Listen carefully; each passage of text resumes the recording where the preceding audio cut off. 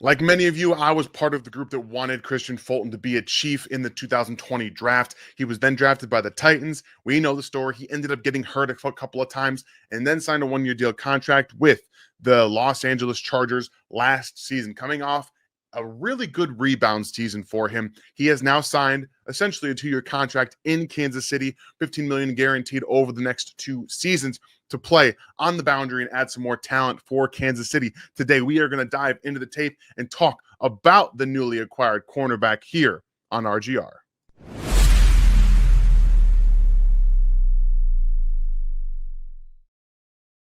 What's going on, everybody? Welcome in to RGR Football. My name is Daniel Harms, senior film analyst. And like I said, today we are talking about newly acquired cornerback Kristian Fulton. He doesn't have the longest arms in the world. He's about 6 foot, but he fits exactly what the Chiefs want in their corners. He's physical. He will come downhill and run support, and he is willing to throw his body around. So let's go ahead and dive in. And one of the biggest things you're going to notice about Kristian Fulton right off the bat is that physicality, right? Against the run, he does come downhill. He's more than willing to support. He recognizes run fits, and he will be a force multiplier in the run game. Now, one thing also you'll notice is that he's not, like I said, he doesn't have the longest arms. So tackling comes down to more of the will for him. He is a willing participant. He will throw his body around. And then sometimes you'll see where he's not always going to be able to wrap up and get guys to the ground in exactly the way, shape, or form that you're hoping for. But overall, what I do appreciate about his ability is more than just the willingness. It's the play recognition. So you've got 5 wide out here from the Carolina Panthers. Nobody in the backfield, just the quarterback, and he recognizes this play from the get-go. So you can see he's already moving forward towards the line of scrimmage on 3rd down here, understands that they're going to throw the football to the flat, to the running back, try and get a screen out there. He's able to click, close, get downhill. That's film prep, game study, and knowing your opponent, and in the situation, what do they want to do. So there you can see how quickly he recognizes that play before Bryce Young even throws a football to the flat, before he even really turns his shoulders to throw that football. He's able to figure that out, and you really do appreciate that about his game. Here he is on the other side again, playing on that right-hand side of the defense. Once again, this time he's backing out into a zone initially, but then you see eyes in the backfield. That's another area. When he's really at the top of his game, he's playing zone. You can see this is a little bit more of a cover 2 shell where you have the corners down here, a little bit of play action fake brought down. Those corners to be in their flat responsibility, trying to attack to the flat here from the offense. But overall, this is exactly what you see. They try to get another screen down to Jaylen Warren, and this is where that, tackling technique comes into play. See, he does click. He closes right downhill, and he's able to get to the running back in the flat right there. Again, nice change of direction, not committing all the way to the outside and then running downhill, but he's able to come downhill, create some chaos in the backfield, and then allow other players, other teammates to come and make sure that this play doesn't go any further. So the length concerns, just over 30-inch arms, under 31-inch arms. I mean, in terms of length concerns, it's not awful, but it does contribute to more of what you see from a tackling standpoint than you usually see. So here he is at the top of your screen, and this is where I think he's also at his best. We talked about triggering downhill in run support, screens, at things like that. But when he's in zone and he keeps eyes on the quarterback, and then he's able to mirror what he's seeing and what the Falcons are doing. Just going to try and clear this out and run a flat route underneath. But what you also, again, you see is the eyes. The eyes are always focused in the backfield from Kristian Fulton.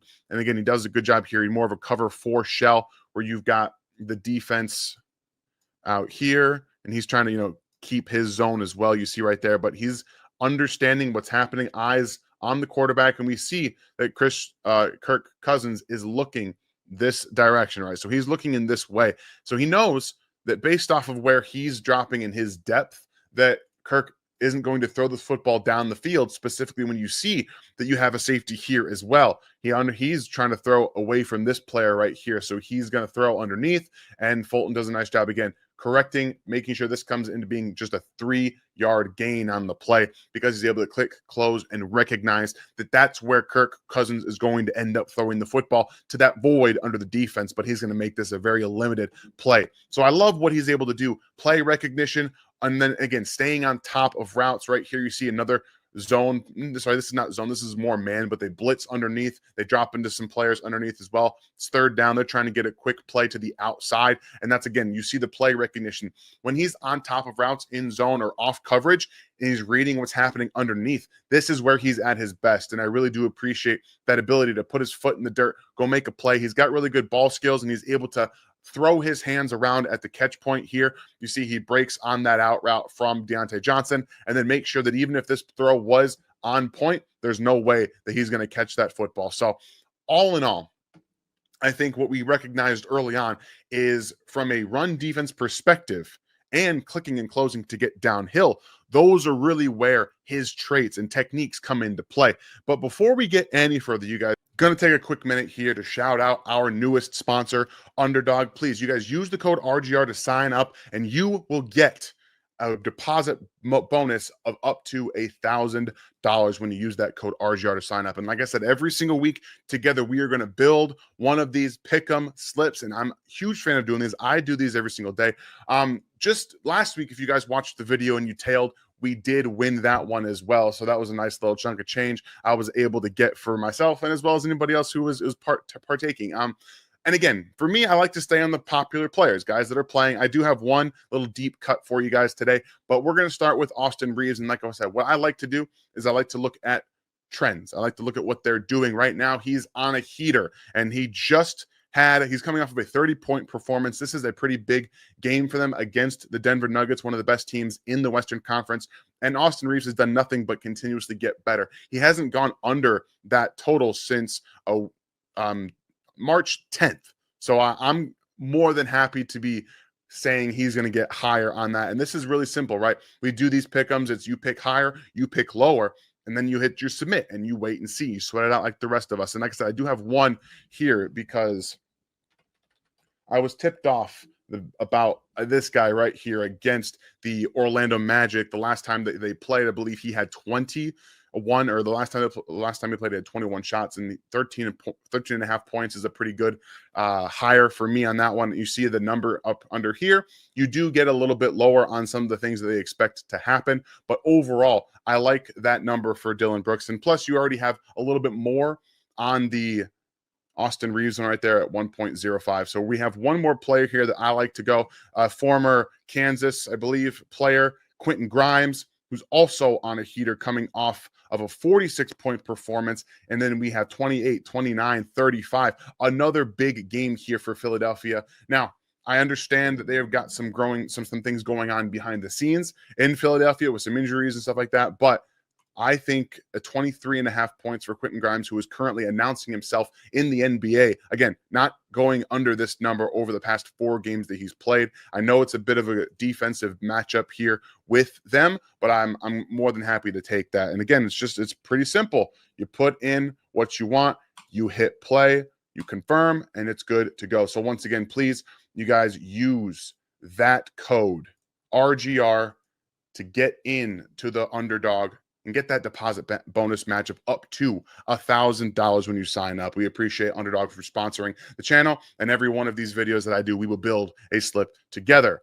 Now, getting back to the Kristian Fulton of it all, this is really where, for me, when I'm watching him, when I watched all of his targets, when I watched the plays against the run, the tackling, all the tackles and things like that he ran through last season with the Chargers, this is the point of emphasis that I have on his game, because while he can be physical and he has the ability to press, there are moments to his press ability against bigger guys where you're going to find he ends up in this type of situation. Now, Drake London is, I wouldn't say he's one of the top 10 receivers in the NFL, but he's good. He's a good player. He's a good big outside receiver, and you're going to play on the outside. In Kansas City, you have to be able to press from time to time. He's going to take him outside and then win across his face right here. One thing you're going to notice is the two-hand jab from Kristian Fulton right here. As he's backing out, he's already moving this way, right? So now you have two hands on the wide receiver who is currently bigger than you, right? He's bigger than you right there, and he's pushing you in that direction, creating space for himself underneath. What I would like to see Fulton do, maybe use your inside hand jab that way. Use your inside hand and jab there so you can keep the outside hand free in case he goes upfield. But then you have the ability to flip your hips with that inside hand contained inside the receiver and move with him. You got to keep your feet moving. But here you see he uses two hands. He gets pushed out of place, and that's where we have a problem coming in with Kristian Fulton against some of these bigger receivers. Now here's Mike Evans. He's in man coverage against Mike Evans. It's the same situation. We're going to have two-hand jab to the outside right there. The feet underneath him are more to the outside as well. And Mike Evans knows that. He knows, right? He's one of the best receivers in football, has been for a long time. He's going to come up here, jab step to the outside, and jump right underneath the outstretched hand. So the press technique isn't the greatest for Kristian Fulton, and that's something that he's going to need to be taught up in Kansas City. Again, he's going to be in good hands with Dave Merritt and Steve Spagnuolo. But in terms of press man coverage, I do think that's where he's at his weakest. Like in terms of what you're going to see matched up, you're going to see some big receivers in Kansas City playing against Cortland Suttons of the world, where Trent McDuffie has gotten beaten multiple times by him. So just something to keep in mind as a team that typically last year and going, the last few seasons have gotten themselves out of bad situations by flipping and playing more press man coverage, more physical man coverage. That's not necessarily an area where Kristian Fulton shines. This, on the other hand, I think, again, you're seeing him more in his element where he's in off coverage. This is more man for him a little bit, but it looks like cover one man where you're going to have a safety drop. And then right here, you see this safety drop here. Then you're going to have Derwin James drop underneath. And then they just have kind of like man coverage across the board. Here, taking off here. I believe he's going to be taking the running back in here. So that's typically what you're seeing right here. At least that's what it looks like to me as the play unfolds. And what I like about Fulton here is that he's staying a little bit more square until the receiver gets up to speed. Then he flips his hips and he runs with Mims over the middle of the field, forces this to be a perfect throw. Now, he doesn't get the interception. He doesn't get the credit with the pass breakup. But what he does do is, again, he's staying in that hip pocket. So here he turns, knowing that this receiver is probably going to be going up the field or at least across, right? Chances of him coming across right here are slim, specifically because I don't believe Marvin Mims is a very good deceleration-based player to be able to get up to speed and go to the outside. So he's process of elimination. He's making sure that he stays where that receiver is going to be going. And here again, you see turn, he stays with him right there, and then he recovers inside. So you do get beat a little bit right there, but he's going to come underneath the throw, underneath the receiver because of that little burst that he has, that reacceleration to right there, get underneath and close on the receiver and force this football to have to be on the perfect spot. From Bo Nix, who's moving to his right a little bit, throwing it over the middle of the field. It's not an easy throw to make, and you're going to see on the end zone angle here where, again, here's Bo moving to his right just a little bit, and forces this ball to have to be on the money, right here, right? That this ball has to be right here. It has to be out in front of him on a 100% dime spot. It's out in front. It's up high. And then you see this to get deflected off of the receiver's hand and then into the waiting arms of a defensive back for the Chargers. So I think this is really where he does his best work in that off coverage ability, playing some man at times off coverage, playing zone. Again, here he is now in zone. On the right-hand side of the defense, underneath, passing off, and picking up. So you have tight end coming across the face with a running back coming out and into the flat.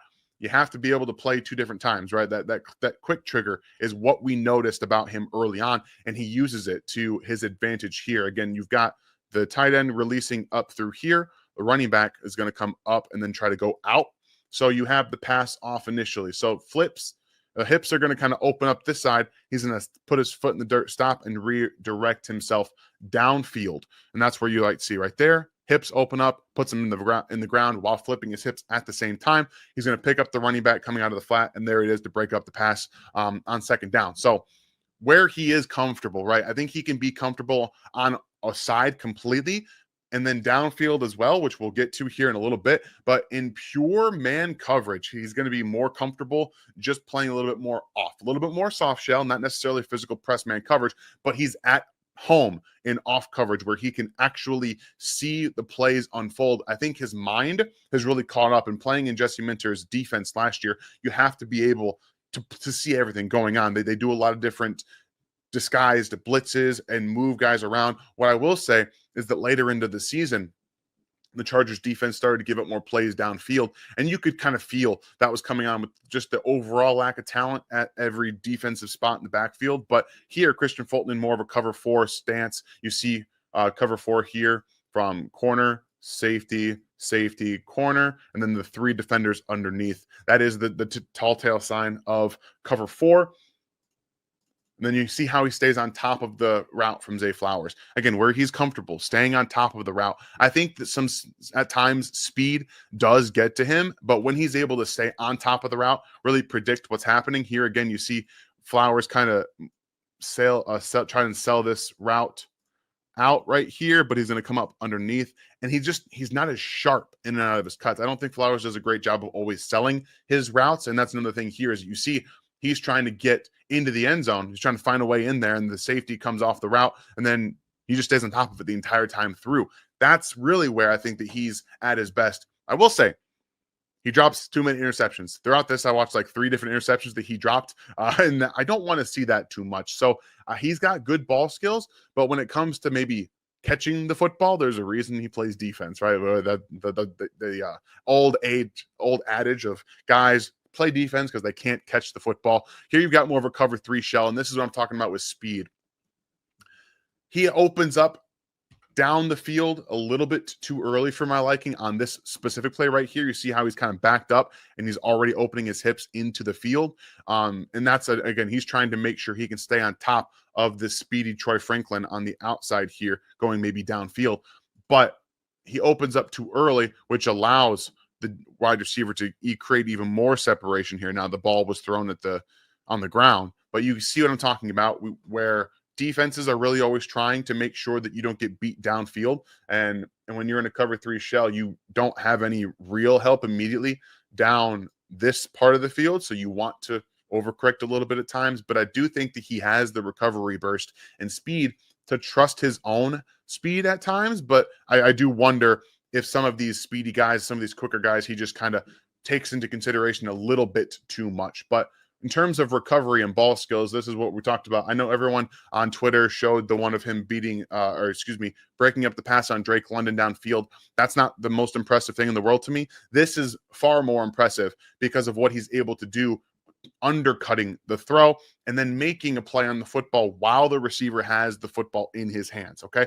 That's the big thing here for me, is that, again, you got that cover 4 shell from the Chargers, but he's going to be on that outside shoulder and have to come up underneath the route from T. Higgins, who, again, is just going to go behind this safety because you have the route working here, knowing that this safety will drop down onto the route here. So the Bengals run T. Higgins right behind him. They assume now with that off leverage of Kristian Fulton to the outside, they can get a perfect throw to T. Higgins behind that safety, right? And that's exactly what they do. They throw it behind the safety. Even though he doesn't trigger downhill as much, he does hesitate because of that receiver over the middle of the field. That's what they want to do. But this is where the hand right there, it's hard to see because it's a little bit blurry. T. Higgins has 2 hands on that football. He's got 2 hands on it, but Fulton is going to drive his hand through there. We talked about how he's throwing his hand at the catch point, and overall, that's what you want to see from a guy with the ball skills that he does have.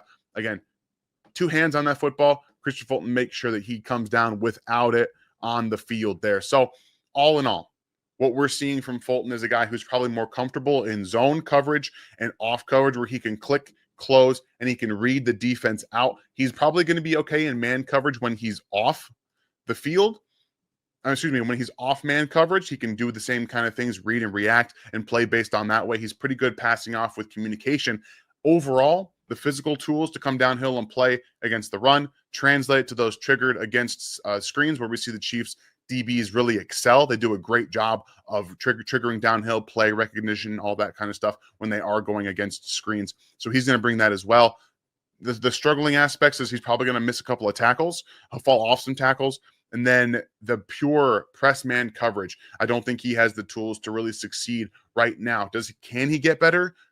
He can. And I'm hoping that Steve Spagnuolo and Dave Merritt can help him with that process, because, again, when you're 2-hand jamming, you're trying to, jam guys like L'Jarius Sneed. Jarius Sneed is one of the best, or was one of the best timing and physical guys. One, because of his length and because he timed it properly. I don't think that Kristian Fulton times it as well. And we know he doesn't have 32, 33-inch arms to be able to really extend and put wide receivers in the dirt. So good signing. It's a very good signing for the defense. He fits the mentality, and then they do want to play zone as well. I just think that he's going to be at more of a disadvantage against some of the bigger, shiftier receivers in the NFL, just because of that ability to out physical him and use their length to be able to get after him. So I'm excited to see how he can get better and how he can really thrive in this defense. But adding any type of talent to this corner room was desperately needed. And again, I wanted to see him in Kansas City before the 2020 draft, and I'm happy to see him there now. And hopefully he can continue to get better and make this Chiefs defense better. So